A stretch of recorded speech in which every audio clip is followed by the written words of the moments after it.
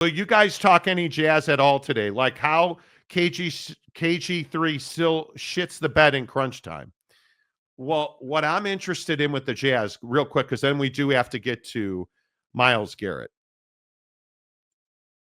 Did Danny Ainge have any idea what he was doing and how he was involved in the Luka trade?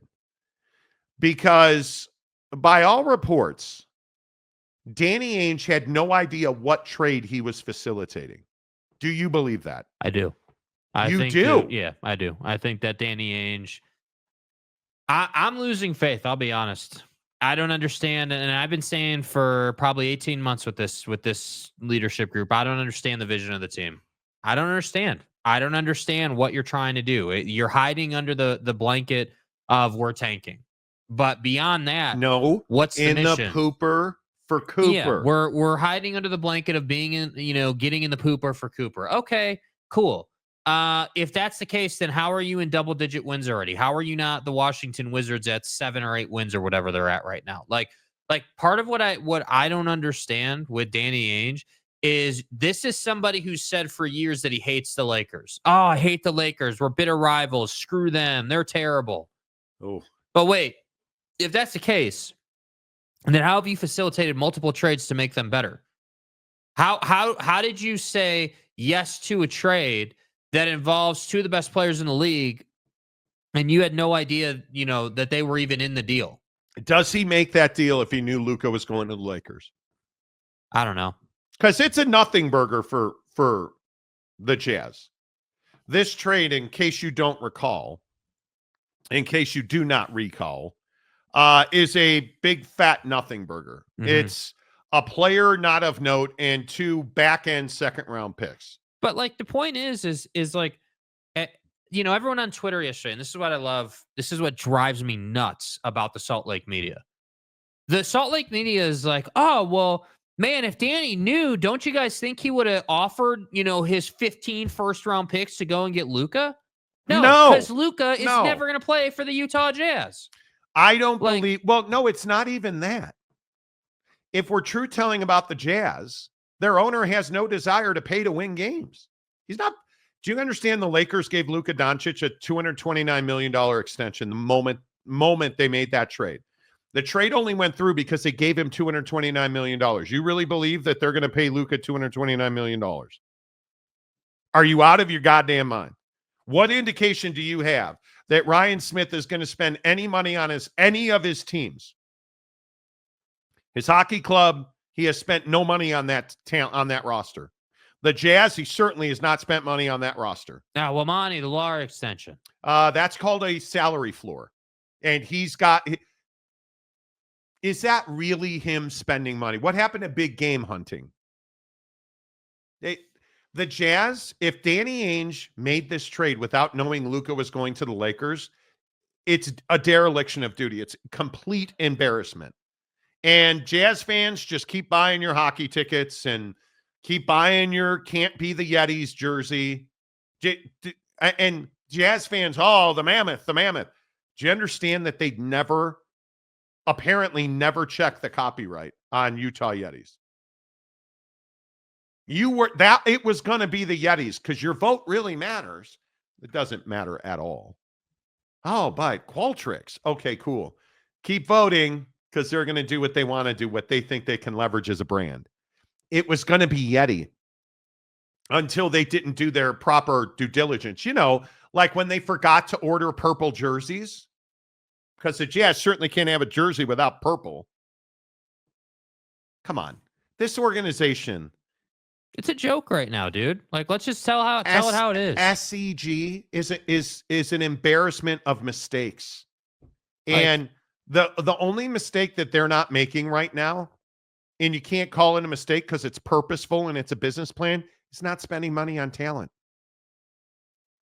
They're not spending money on talent, period. They're not going to win. The Jazz are not going to get, I would assume, the number 1 overall pick. They continue to win games, and I understand you only have to be in the bottom 4 or whatever. Great. Are you doing everything you can do to get Pooper in your Cooper? Or get in Cooper's poop? No, you're not. No, you're not. Congratulations on that Jordan Clarkson deal that he didn't want, but you begged him to stay. Come on.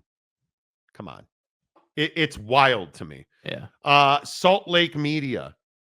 Jesse Davin says, well, there is that. Yeah. There is that. JC, my bad. I thought you both were in Salt Lake were the Salt Lake Media. We're the only two. That's it. The entirety of it. Jesse says, petition to get Luka to eat his oats in the morning. Well, you should. Right. You should. How's your oat eating going? Good. Really good. Yeah. Speaking in the pooper. What are you? A horse? Okay. What are you talking about? What are you talking about, dude? I don't know. Cooper in your pooper is fired. That's what I'm saying. JC, oats equal PD's WWE style. Dude, it is way too early to be drunk. Yeah, I don't know. With all due respect, bro, I don't know what you were on this morning. Sam Lott. I hope Smith sells the Jazz back to the Millers or they find a new owner. Getting in Cooper's pooper. Well, if you get Cooper flag,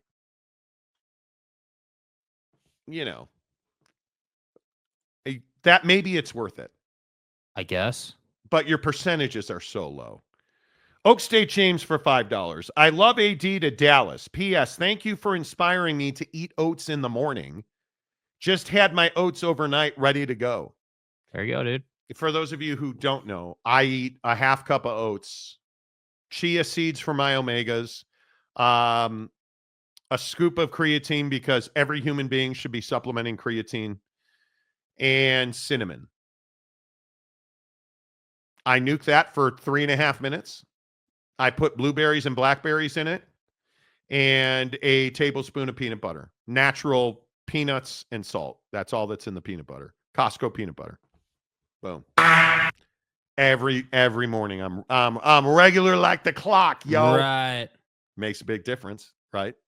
The Jazz are now, hello. Cinnamon has anti-inflammatory properties, and it is very good for you. Brady Cook, good morning, Brady. The AD trade didn't see that coming. I think that's the most stunning part, and that the Jazz facilitated it is wild to me. Again. Because understand, the Lakers are in a position where they cannot accept more salary in return. So they needed the Jazz to take a contract, and they gave the Jazz 2 second-round picks deep in the second round. Who are you, the Chicago Bulls? Who traded Alex Caruso, Zach LaVine, and DeMar DeRozan, and got how many first-round picks total did they get? It was like 2 or 3 or 4. Did they get 7 first-round picks for their 3 best? Oh, that's right. They got not 1, 0 first-round picks. 0. The Bulls got 0 first-round picks for DeRozan, LaVine, and Caruso. This case is empty. 0. Empty. The opposite of full. And again, what's the first thing? We're outside walking into the studio this morning. It's 60 million flipping degrees outside. And I just said, okay, hey, I'm a Bulls fan. Can you kick me in the nuts, please? No. At least you're not a Bulls fan. At least, there you go. Brandon Butler, NBA owes the Jazz a thank you note for facilitating all these big trades. But does it not, like, I don't even disagree with that, but does it not bother you as a Jazz fan? Are you not sitting here saying, like, what are we doing? Like, are we, like, you're essentially as a Jazz fan just taking the season off. Like, there's not, like, you want to talk about Keontae, or you want to talk about this guy or Sensabaugh or who the hell ever. But you don't there's nothing to hold on to here right now, dude. Like, I just don't. Why are you hanging on to Keontae George? You're not developing him. I don't think is he getting better? Like, you'll know that it's nuclear winter when they trade Walker Kessler. Because that is, from what I understand, they are getting a volume of calls for Walker Kessler. The Lakers have asked for Walker Kessler. Can you imagine topping off that starting 5 with Walker Kessler?